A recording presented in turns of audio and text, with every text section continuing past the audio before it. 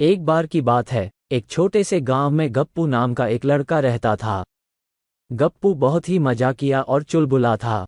उसके मजाक और हंसी के किस्से पूरे गांव में मशहूर थे। लोग उसे देखकर ही हंसने लगते थे। गप्पू का सबसे अच्छा दोस्त था मन्नू, जो हमेशा गप्पू के मजाक का शिकार बनता था। मन्नू सीधा साधा और भोला था, लेकिन गप्पू के मजाकों से कभी नाराज नहीं होता था। एक दिन गप्पू और मन्नू खेतों में घूमने गए। रास्ते में गप्पू ने सोचा कि आज मन्नू को एक मजेदार सबक सिखाना चाहिए।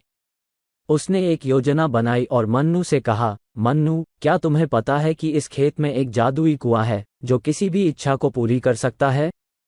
मन्नू ने आश्चर्य से पूछा, सच में गप्पू? जादुई कुआं?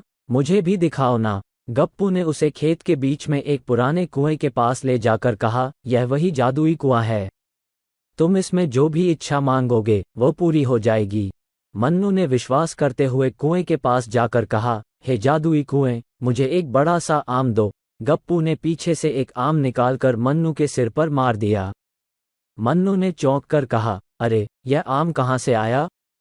गप्पू हंसते हुए बोला, देखा, मैंने कहा था न कि यह जादुई कुआं है। मन्नू ने सोचा कि यह तो वाकई जादुई कुआं है। उसने फिर से कहा, हे जादुई कुएं, मुझे एक मिठाई दो। गप्पू ने पीछे से एक लड्डू निकालकर मन्नू के हाथ में रख दिया। मन्नू की खुशी का ठिकाना नहीं रहा। अब मन्नू ने सोचा कि क्यों न कुछ बड़ा मांगा जाए। उसने कहा, हे जादुई कुएं, मुझे एक बड़ा सा हाथी दो। गप्पू ने सोचा कि अब मन्नू को सच्चाई बता देनी चाहिए। उसने कहा, मन्नू, यह कोई जादुई कुआं नहीं है। मैं ही तुम्हें ये सब चीजें दे रहा था। मन्नू ने थोड़ी देर सोचा और फिर हंसते हुए बोला, अरे गप्पू, तुम भी ना। तुमने मुझे बेवकूफ़ बनाया, लेकिन मुझे बहुत मजा आया। गप्पू और मन्नू दोनों हंसते हंसते खेतों में वापस लौट गए। गांव में लौटने के बाद गप्पू और मन्नू ने अपनी यह मजेदार कहानी सबको सुनाई। गांव वाले भी हंस हंसकर लोटपोट हो गए। गप्पू की यह मजेदार घटना गांव में बहुत मशहूर हो गई।